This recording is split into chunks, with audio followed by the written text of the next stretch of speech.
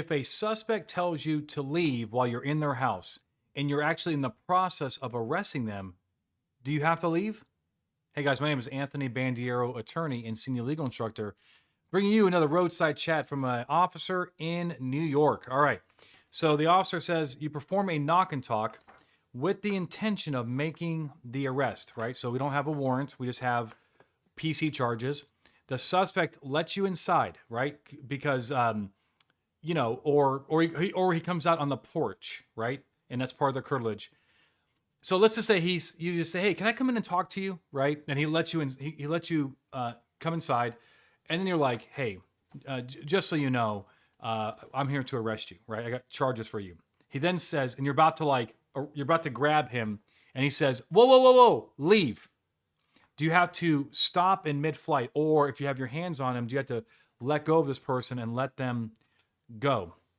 All right, or do you continue cuffing them and removing them from the house?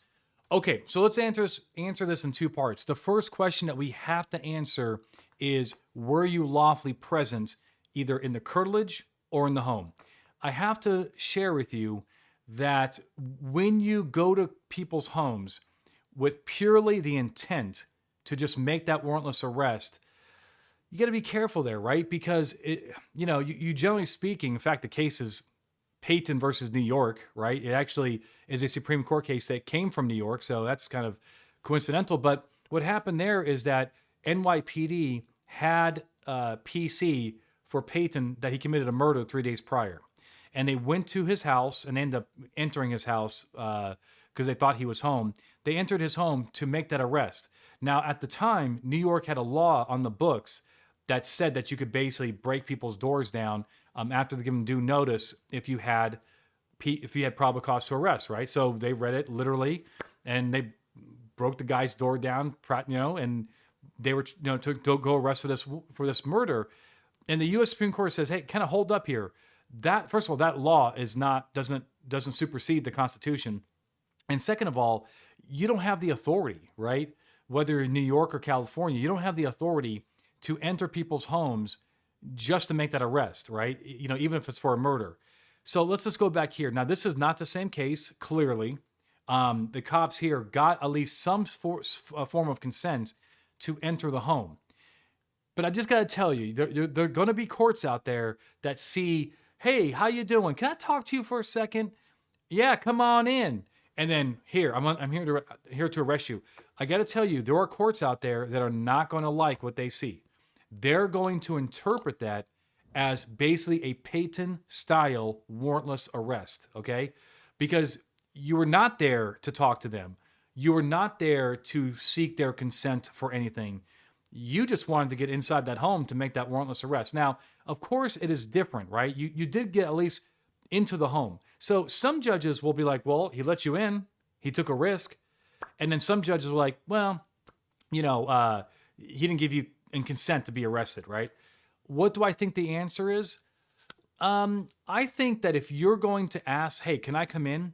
And the first thing you start doing basically is arresting them, I think you should be very hesitant to do that. I think that you should at least objectively have a conversation with the guy. Hopefully you can follow up on that investigation. Hopefully you can ask him about, hey, you're accused of being involved in a crime. And then if they, kind of like either don't, confirm the suspicions or the probable cause, or then tell you to pound sand, then I do think that you could just take them and leave. So that's the first question. Were you lawfully present? I will also tell you, if you can get them out of the home, that's going to be a much easier debate, because being outside the home is always a little easier constitutionally than inside the home.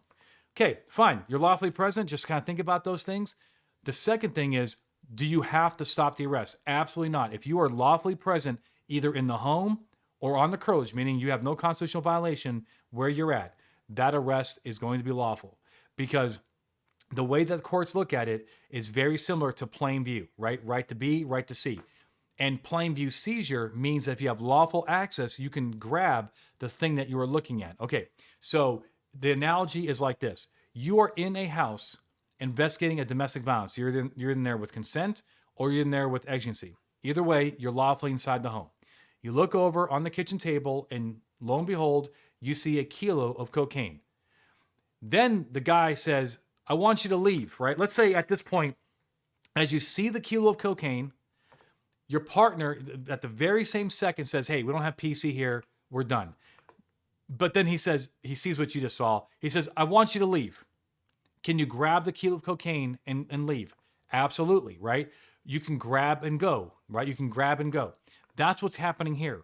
If you're lawfully inside the residence, you can grab and go. They cannot defeat that arrest by saying safe or by telling you to leave. Yeah, you'll leave, but you're going to leave with them. And there is no case that has held otherwise that I'm aware of, and and just been doing this for a long time. So, but if you don't have the PC, right, and you don't have exigency, and they tell you to leave, you got to leave. Here they had the PC. All right. Something to consider. Those warrantless arrest situations in homes always can be a little tricky, but I hope it helps you. My goal is to help you get it right every single time. If you like what I'm doing, small favor, just small. Hit the like button, subscribe to our channel, let YouTube know that you like what we're doing over here, share with your friends, and until next time, my friends, you stay safe.